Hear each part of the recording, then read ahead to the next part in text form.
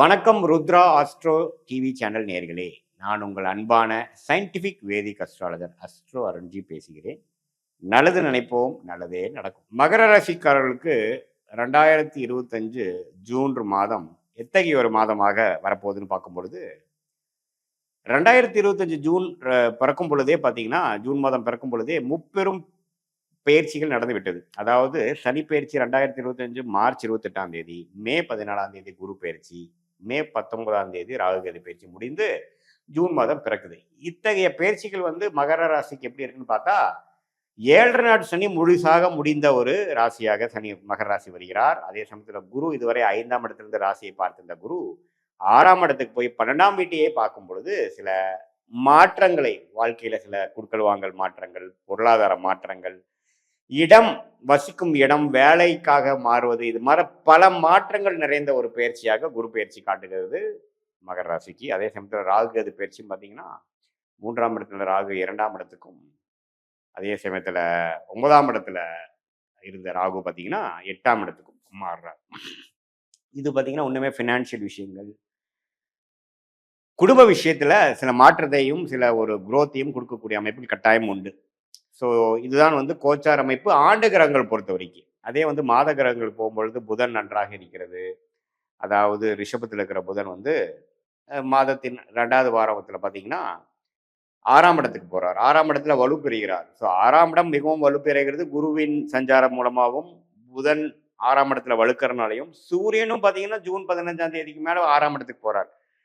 So 6ஆம் இடம்ங்கிறது என்னன்னு பார்த்தீங்கன்னா, பிறரோட மணி, ஷேர் மார்க்கெட், ஸ்டாக் மார்க்கெட், கடன், ஒரு அபிவிருத்திக்காக ஒரு கடன் வாங்குவது, ஒரு அடுத்தவங்களோட பணம் கூட்டு முயற்சிகளால் செய்வது, கொஞ்சம் வெளிநாடு போவது, ஒரு இடமை விற்று இன்னொரு இடம் வாங்குவது, அடுத்தவங்களுடைய ஒரு பொருளை ஈட்டி ஒரு புரோக்கரேஜ் மூலமாக சம்பாதிப்பது, அது மாதிரி சில பண விஷயங்களுக்கு நல்ல ஒரு விஷயம். இதுவரை கடந்த ஒரு வருடமாக ஒரு பண நிதி புழக்காட்டம் அவ்வளோ சரி இல்லை அப்படின்னா, அது உடனே கிடைக்கக்கூடிய அமைப்பு. அது மூலமாக சில அபிவிருத்திகளும் சில வாழ்க்கை கம்ஃபோர்ட்டுகளும் டெவலப்மெண்ட்டும் செய்துக்கக்கூடிய ஒரு அமைப்பு வந்து கட்டாயம் ஜூன் மாதம் மகர ராசிக்காரர்களுக்கு உண்டு. சில இதெல்லாம் நீங்கள் விற்கணும்னு நினைக்கிறவங்க விற்கலாம்.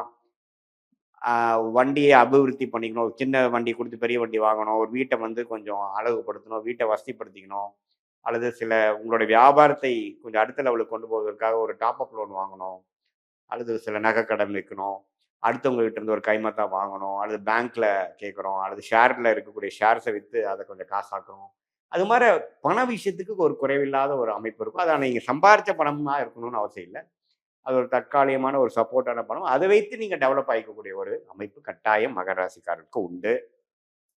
அதே சமயத்தில் புதனின் சஞ்சாரமும் நல்லா இருக்கு. சுக்கிரனின் சஞ்சாரமும் பார்த்தீங்கன்னா ராஜயோகாதிபதி நன்றாக 4ஆம் இடத்துல இருந்து தொழிலுக்கு நல்ல முன்னேற்றத்தை கொடுக்கக்கூடிய அமைப்பு இருக்கு. அதுக்கப்புறம் மாதத்தின் இறுதியில் பார்த்தீங்கன்னா 5ஆம் இடத்துக்கு போறதும் தவறில்லை.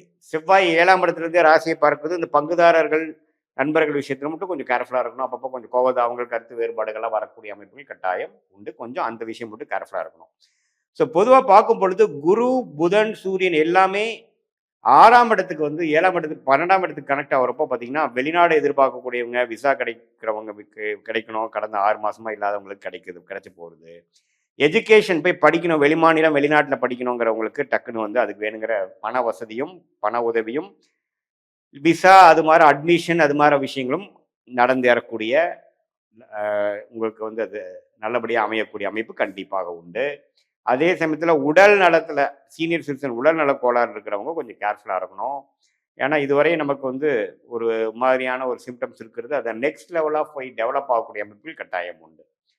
ஸோ மகர ராசிக்காரருக்கு அதிகமான மாற்றங்கள் நிறைந்த ஒரு மாதமாக ஜூன் 2025 கட்டாயம் உண்டு. ஏன்னா உங்களுக்கு பார்த்தீங்கன்னா ஆண்டு கிரகத்தின் அமைப்பும் மாறுதலை குறிக்குது, மாத கிரகத்தின் அமைப்பும் மாறுதலை குறிக்கிறது. இது பார்த்தீங்கன்னா முழுக்க முழுக்க ஒரு வேலை விஷயமாகவும், படிப்பு விஷயமாகவும், வாழ்க்கையை வசதி விஷயத்துக்காகவும் சில மாற்றங்களை படிப்படியா இதுவரை நீங்க கடந்த 6 மாசமா பெருசா பிளான் பண்ணலினாலும் டக்குன்னு சில ஓப்பனிங்ஸ் கொடுத்து சில ஆப்பர்ச்சுனிட்டிஸ் கையில வந்து டக்குன்னு நடந்து முடிஞ்சு வச்சதுங்கிற மாதிரி அமைப்பை கொடுக்கக்கூடிய ஒரு ஒரு மாதமாக ஜூன் மாதம் 2025 வந்து மகர ராசிக்காரருக்கு உண்டு. இது பொதுவான பலன்களே தவிர இது வந்து உங்களுடைய தசாபுக்திகள் எப்படி போய்க்கிட்டு இருக்குது, உங்களோட ஜென்ம ஜாதகத்துல லக்னம் என்ன லக்னத்துல பொறந்தீங்க, அந்த லக்னத்துக்கு தகுந்த தசாபுக்திகள் போய் கொண்டிருக்கிறதா, ராஜயோக தசைகளா அல்லது சுமாரான தசைகளா, அந்த தசநாதன் கோச்சாரத்துல எப்படி இருக்கிறார், அது மாதிரி அமைப்பெல்லாம் வைத்து தான் நம்ம ஒண்ணுமே துல்லியமான அடுத்த 3 மாதங்கள் எப்படி இருக்க போகுது, அடுத்த 6 மாதங்கள் எப்படி இருக்க போகுதுங்கிற துல்லியமான பலன்கள்லாம் எடுக்க முடியும் அப்படிங்கிறத நீங்க தெரிஞ்சுக்கணும். இது வந்து ஒரு பொதுவான பலன்கள்ங்கிறத நீங்க தெரிஞ்சுக்கணும். உங்களுடைய தசாபுக்திகள் கொஞ்சம் சிறப்பா போகும் பட்சத்துல நான் சொன்ன இந்த மகர ராசியோட கோச்சார பலன்கள் இன்னும் கொஞ்சம் நல்ல பலன்களாகவும், தசாபுக்திகள் ஒரு சுமாரான அமைப்புல போகும்பொழுது நான் சொன்ன இந்த கோச்சார அமைப்பாகிய சனி பயிற்சி, குரு பயிற்சி, ராகு கேது பயிற்சி, அதே சமயத்துல இந்த மாத கிரகத்தின் பயிற்சிகள் விஷயங்கள் கொஞ்சம் சாதகமற்ற பலன்கள் அதிகமாகவும் இருக்கிற மாதிரி நீங்க தெரிஞ்சுக்கணும். இது 2ம் ஒன்று சேர பார்க்கும் பொழுதுதான் வாழ்க்கையில அடுத்து வரக்கூடிய டைரக்ஷன் என்ன, மாறுதல் என்ன, ஒரு ஷார்ட் டேர்ம் ரிசல்ட்ஸ் என்ன, லாங் டேர்ம் ரிசல்ட்ஸ் என்னங்கிறது துல்லியமாக நான் எடுக்க முடியுங்கிறத நீங்க தெரிந்து கொள்ள வேண்டும். இது பொதுவான ஒரு பலன். மீண்டும் மற்றொரு காணொலியில் சந்திப்போம். நன்றி, வணக்கம்.